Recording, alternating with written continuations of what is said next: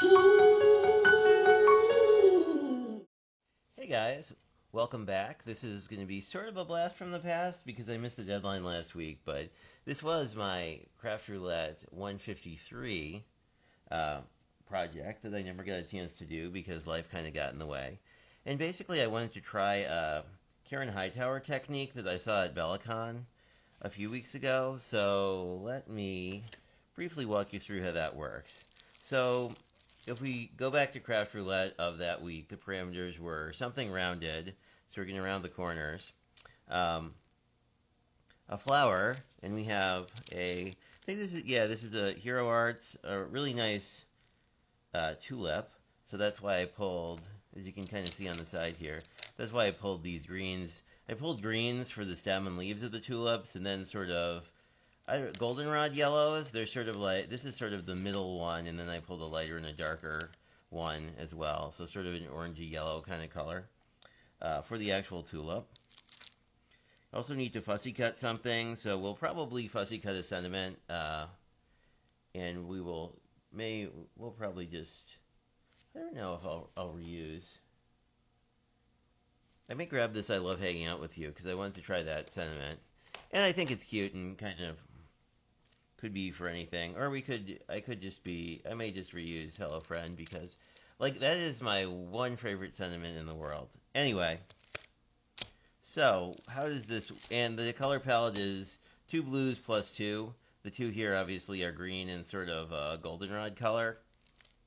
And then sort of the associated highlights and lowlights.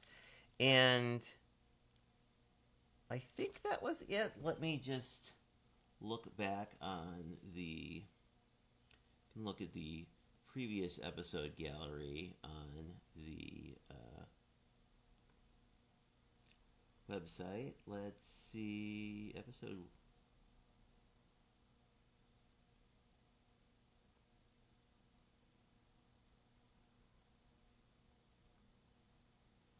There we go. So, 2 blues plus 2 flowers, rounded edges, and fussy cut. So, we're going to do all that stuff. And let's do some cutting first, and then while I'm cutting, we can sort of talk about the technique that we're going to attempt today, which I've never actually done before. So that should be kind of fun. We are actually not ink blending at all. This is basically just primarily a colored pencil project. So let me just figure out how to open a pattern paper pad, which is always sort of challenging. I actually like this side the best. This is one of the many things I bought from my friend Brian's Stampin' Up! Store. I think this was actually sort of a free with purchase kind of a thing. Well, while I'm here... Oh, the sticky's actually here. Well, that's obnoxious. Okay, we'll just toss that. Anyway, it's called By the Bay. It's got a bunch of stuff. It actually has some pretty cool metallics on the other side. So, like, we could have used a different one, but I kind of like this one. To me, it's very 2 blues plus 2 because it's sort of a blue-green and a dark blue and a light blue, and I like it horizontally, I think, because it sort of is more of a wave to me. Anyway, so what is this technique we are doing? And I'm also going to cut the bottom off here because I think that, you know, I like the blue on the top. I also got this paper trimmer from Brian, which I also like because it's nice having a scoring blade, but I just like like the Fiskars ones, of which I don't have a small one. It's just marked really nicely. So here you have our sort of standard mat, and now we're going to do sort of an interesting thing, which is, I guess not for me because I use craft all the time, but what I want to do is cut a mat out of craft, and then we'll worry about edging this thing. And the technique here is basically a no-line coloring technique that Karen had shown off at the convention, and I cut that the wrong size. So this should have been 3 3/4 if anyone's playing along at home, but we can fix that because we're doing essentially because we're doing a double mat. And we wind up with these 1/4 inch craft strips that are nice for Kendra's Card Challenge things. of which we're launching a new series. If you're watching this in the future times, there is probably a link to my looking ahead a little bit to my March series. So this is sort of our matting. So this no-line coloring technique is interesting in that basically you take a piece of craft, you would stamp an image like this with a white pigment ink, which reminds me I need a white colored pencil, which here's hoping we have one. I actually have a box of white ones because sometimes I'll use them on I'll use these two to like do small marks. But anyway, then you use a white colored pencil to sort of enhance the edge, and then you layer over it with the other colors. If you color the whole thing in white, you're going to get more of a color that you'd get on white cardstock. So we can sacrifice a piece here. So like if we look at, let's say, so this is a very springy green, right? So if I just lay down some color on a cardstock, this is sort of like the mass tone I'm going to get, right? It's going to be a very springy color. If I lay it down here, it's going to be it's going to look different. So the neat thing about craft is it gives you a lot of room to work with. So if I want a really springy green, I would do more white on the bottom first. If I want it to be more muted, I can just use it directly. So you can also vary your shading of the white to sort of create an effect, right? So if I took this same piece of color or craft cardstock, so let's say I lay down a lot of white and then I let it sort of blend out, right? Like that. So then if I go back in with the same green, and then if I color over this, as you can see, you get a very it blends into the background a lot more. Like you can see the color on top of the white, and then obviously like you can lay this down as much as you want. And because this is wax, these are all wax based, it'll blend out nicely. So you get some really cool, you can get a really cool color variance just using basically a single piece. So that's what we're going to do. But first I think I'd like to go for a pretty well-rounded corner.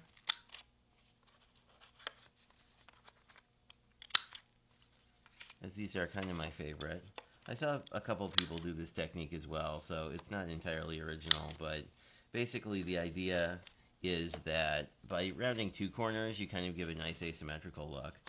And I never, this punch doesn't like it as much if you do too, but you can kind of get away with it on a relatively lightweight card base like these. These are just card bases from the Michaels store.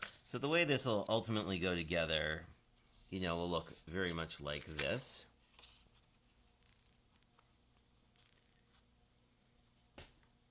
As you can see, two blues. I like that. We could have actually cut this mat a little bit smaller, but I have not actually used this particular stamp set before, so I'm not sure exactly how big it is, but we'll see. And if we get to the point of wanting it to be a little bigger, that's probably okay. I want some room somewhere for the sentiment, I think at the top. So I'm going to actually put the magnet there. And let's break into this guy. And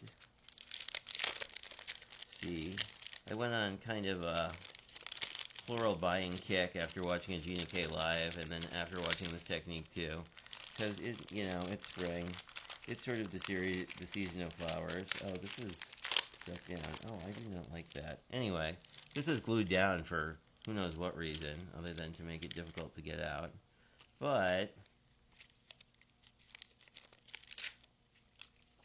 for example, this was another technique that was talked about. Obviously, using a piece of acetate without stuff on the bottom works. But say you were trying to line up a sentiment, you could actually stamp on top of the acetate and then see if you like it and then move it. Also handy if you're me and you stamp things upside down sometimes. So I'm going to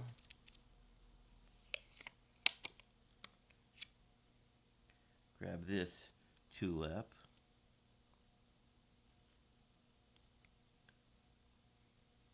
There's a will actually be pretty big on here, so I'm okay with that. Because you'll have sort of these tulips, and then there's a errant leaf that we can basically use to sort of, that's pretty, sort of make this sort of a floral cluster.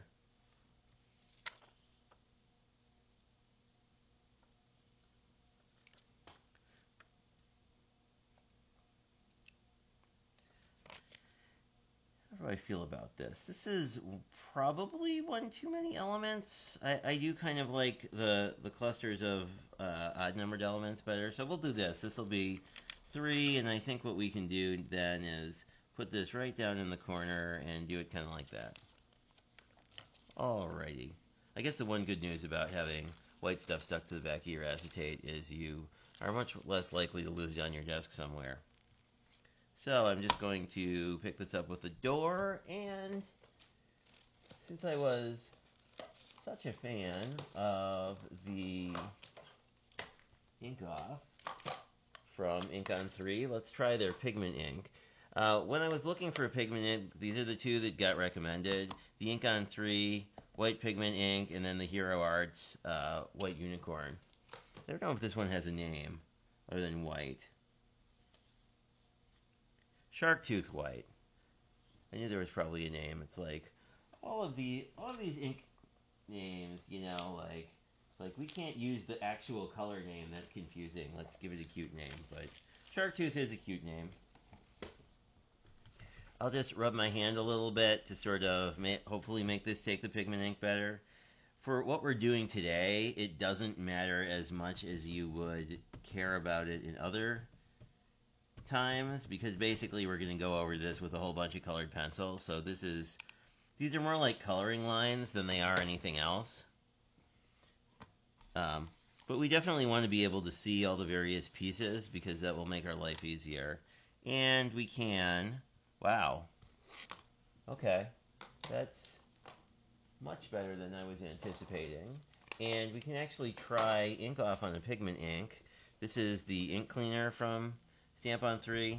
I like it because it comes in a ink pad, which is nice. It also comes with a, you can also buy a refill, of course, but that's looking pretty nice. Anyway, feels almost brand new. So we will get our card out of here. Normally I would, I'm tempted, if I wasn't trying to follow some parameters, I think I would probably, I don't know, I think stamping in black on this would be a really nice contrast to these flowers. But I think I will, since I have this piece that I can basically use, I think we will go and do a sentiment. I'll just let that dry. Pigment ink generally takes more time than dye-based ink to dry, so I think that's a good reason to put the tulips away. And oh, I don't know, I think I'll just do another Hello Friend, because I still really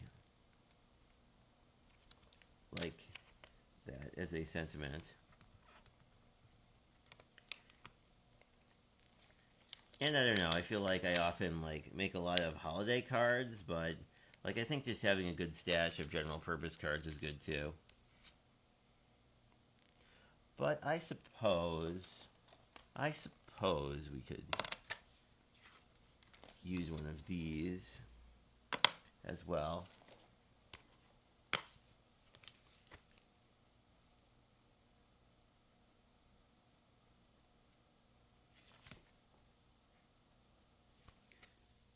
Should be pretty easy to find, yeah, because the good news is there's only one sentiment that is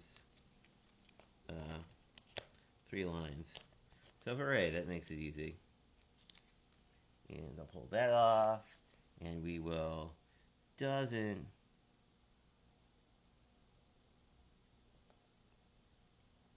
Normally I would care, but because this is on scrap paper and we're pretty much just using it for the sentiment, let's see, do we want to do black? I think we will. Black on white, I think, just stands out nicely. We could do more muted neutral. I guess in this case we don't have extra colors to play with, but we will see. I was really impressed by how well this sort of stamped as just a first impression. Oh, that's kind of cute. I'll do this again because I could use another one. That is a very nice impression. We will have to fussy cut that later, which I'm not looking forward to. But, sometimes you need to do things you're not super happy about. And I don't know, like I don't know that you necessarily need, like, at least me personally, I don't necessarily need to clean sentiments as much as other stamps because I'm probably just going to stamp them in black again because it is one of my favorite colors for sentiments. I will put my mat back in my MISTI and we can get to coloring and then we can cut out our sentiment and be good to go. So, as you can see, what I'm going to probably start with here is the leaves. And I think I will first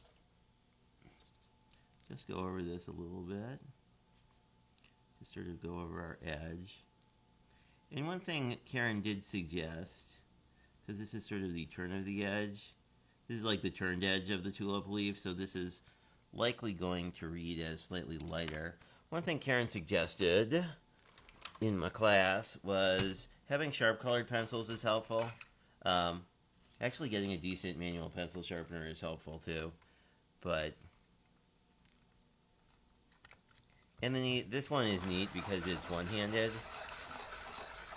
Sorry for the jiggliness, but it will hold itself. Let's see, there's a couple other ones of these that are not super sharp. Yeah. And Karen was a big proponent of having sharp colored pencils when possible. These the Prismacolors do tend to break, just FYI. Like there's not a ton you can do about that because they are waxed if they're sharpened like this. So just FYI. So these are sharpened. This one's pretty not sharp, and this is like going to be one of our sort of our darker color. There we go. This is a Helix pencil sharpener. I've had it for a couple of years, and I'm really a fan. It works very well. Anyway, so turned edge we think is going to be this one, like this green, as opposed to the darker green, which we'll probably use on the rest of it. So I'm just going to go over this.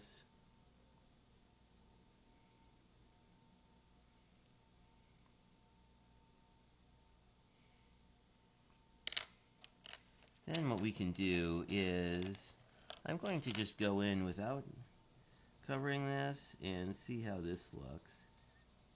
I do like this as a look.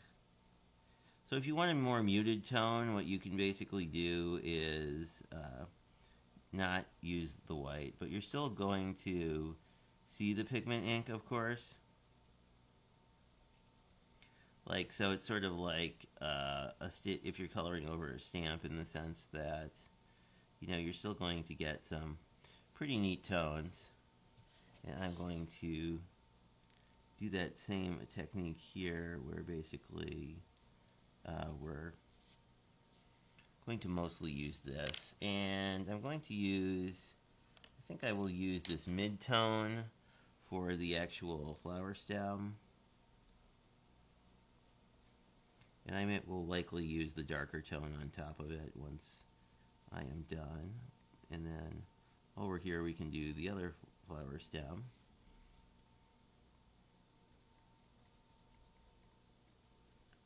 In the mid-tone, and then just grab the darker tone.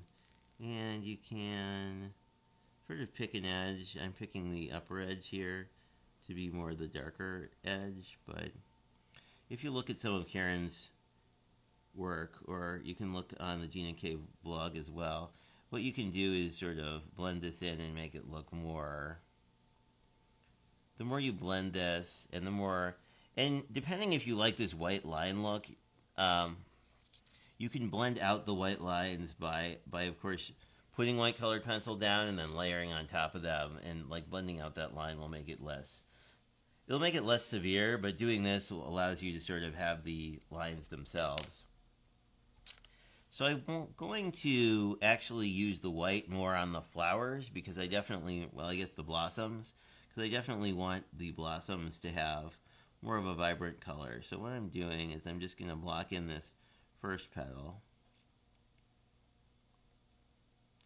here, and then I am going to, I think I'll go with this yellow as our primary sort of color, and then the rest of this we can shade in. But as I color on top of the white here, it really building up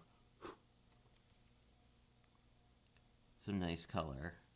And what you can do then is take sort of a complementary color. As you can see, it kind of breaks pretty quickly, but by sort of layering this a little, but not everywhere. See, what you can do is you can get sort of a more natural look where, you're sort of starting with a darker color closer to where the bud is. I mean, sort of closer to the stem, you're going to have a more solid color. Just going to lay this down so we can, and I would say, I encourage people, like, when you're coloring, especially with pencils, like, sometimes it's just easier to move it around. So I'm just sort of making lines here to sort of mimic, like on a tulip, you'll see sort of the color sort of coming up along the veins. So that's sort of what I'm going for here. And then I'm going to use the yellow on top of everything, and then that will really blend it out nicely. These petals are in the back, so they're going to be less vibrant, so I'm just going to use the yellow without really doing too much.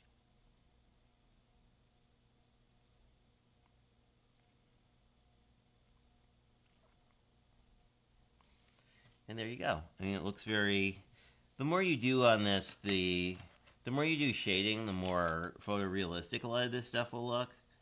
And if you want to go photorealistic, which, I mean, I'm not really a photorealistic person all that much, but if that's kind of your jam, you can't, actually looking at photos of the flowers you're trying to draw is a very helpful thing to do. I like reference photos a lot, like if I'm painting, especially somewhere I've been, right, and you're looking for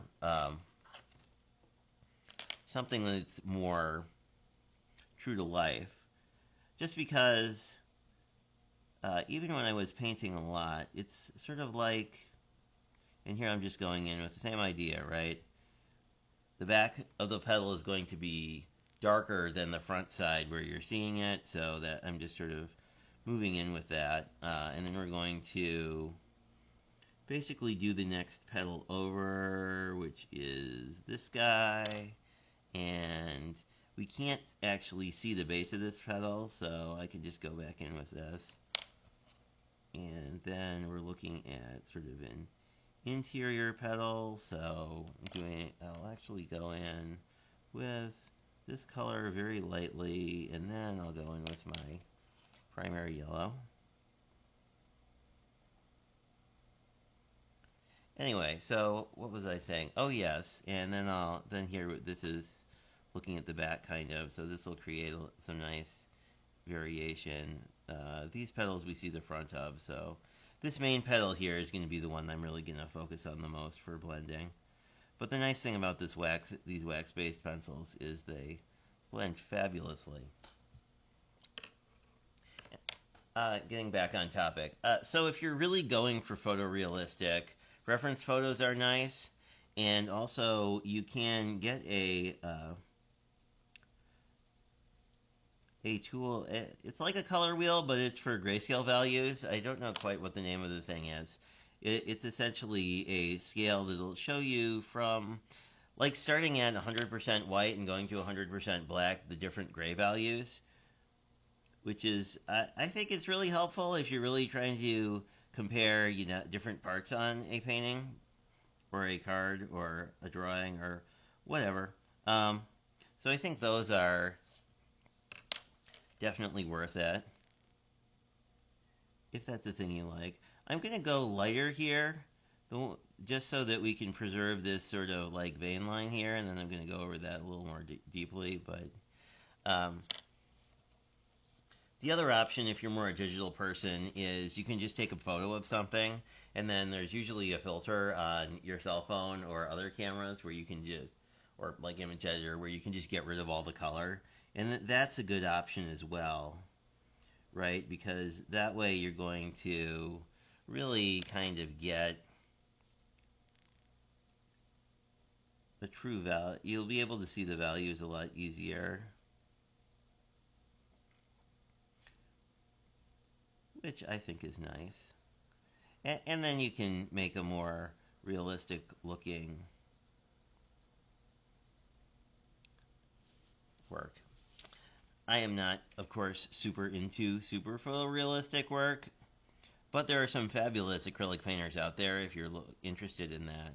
And the nice thing about this is because we've sort of laid down our base, we can really layer on this. And the craft cardstock is a lot easier to use colored pencils on, um, just because it's a rougher texture, so it's going to pick them up. So I always like do a little bit of a wipe off just to see if there's any dirt or dust, but here you go. You get a very nice floral that all we really need to do is fussy cut this guy out. I am going to, I actually like this kind of on the bias, but I'm just using some Tim Holtz scissors to cut some very straight lines. And then I like that I like how this is sort of off center, so I'm going to not really fussy cut it at all and just sort of keep it with sort of the, like a parallelogram sort of look.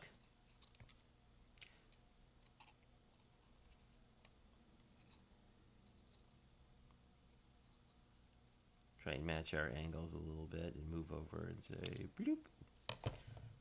There we go. And I still make my own side effects. But this is a really fun technique, and, if you look at some other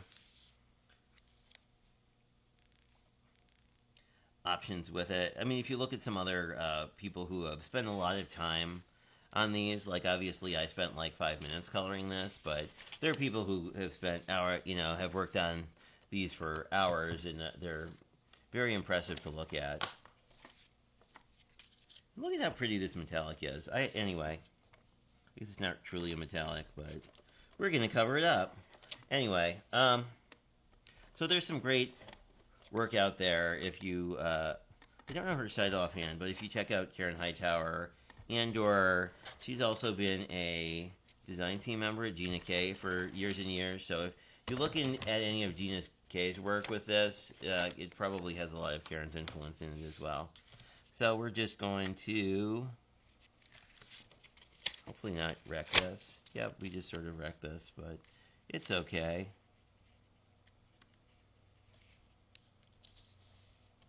Because we're just going to basically cover it up, and then no one will know that we jacked up our pattern paper. That's kind of the fun of card making, too.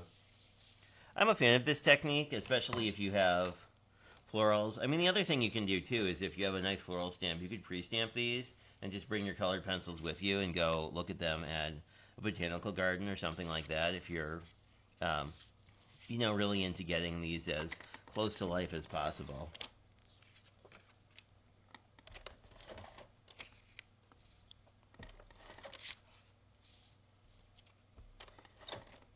And I guess the recommendations I've gotten from crafty friends of mine who are have a larger floral collection than I do is that Gina K always often makes these, since this is the technique from her design team. But in addition to that, Alton New makes some great floral stamps. I think Print Fresh Studios, of which I own no products, was recommended a few times as well.